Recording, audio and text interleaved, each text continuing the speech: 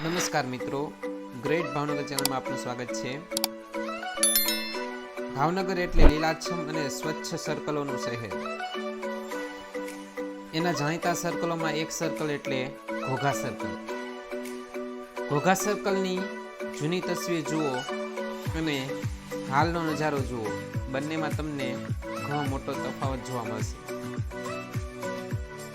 ઘણા સમયથી આ સર્કલનું રિનોવેશન થઈ રહ્યું હતું. હાલમાં જ તેનું લોકાર્પણ થયું અને સર્કલ લોકો માટે ખુલ્લું મૂકવામાં આવ્યું છે.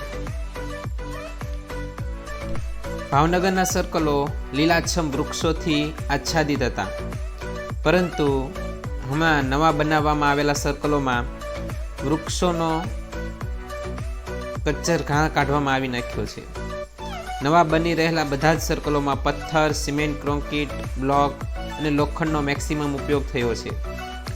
તમે જોઈ શકો છો, આ છે નવું ઘોઘા સર્કલ. તેમાં હરિયાળી તમને બહુ ઓછી નજરે ચડશે. જૂનું ઘોઘા સર્કલ જુઓ તો આંખોને ઠંડક મળે એવી સરસ હરિયાળી નજરે ચડતી હતી. ઉનાળામાં શીતળ છાયા નીચે બેસી શકાય એવું સરસ સર્કલ હતું. જ્યારે આ નવું બનેલું ઘોઘા સર્કલ સિમેન્ટ, કોન્ક્રીટ અને બ્લોકથી જ બનાવવામાં આવ્યું હોય અને બાળકોને રમવાને ધ્યાનમાં રાખીને જ બનાવવામાં આવ્યું હોય એવું લાગી રહ્યું છે. હા, બાળકો માટે સરસ છે, કારણ કે રમવાના સાધનો અને દોડાદોડી કરી શકાય, હરીફરી શકાય બાળકોને, એવી સુવિધા ઊભી કરવામાં આવી છે. પરંતુ વૃક્ષોનો અભાવ છે.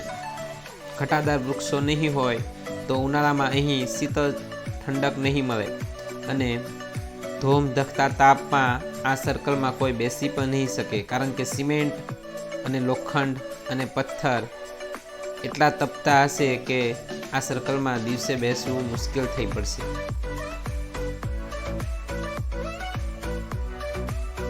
અત્યારે તો આ સર્કલમાં લોકોની અવરજવર વધારે છે, કારણ કે ઠંડીનું વાતાવરણ છે, એટલે આ સર્કલમાં તકલીફ નથી પડી રહી. હરવા ફરવા માટે અત્યારે તો સારું છે આ સર્કલ. ખર્ચ ઘણો કર્યો છે મ્યુનિસિપાલિટીએ, પરંતુ હરિયાળી થોડી વધારે હોત તો વધારે સારું થાત.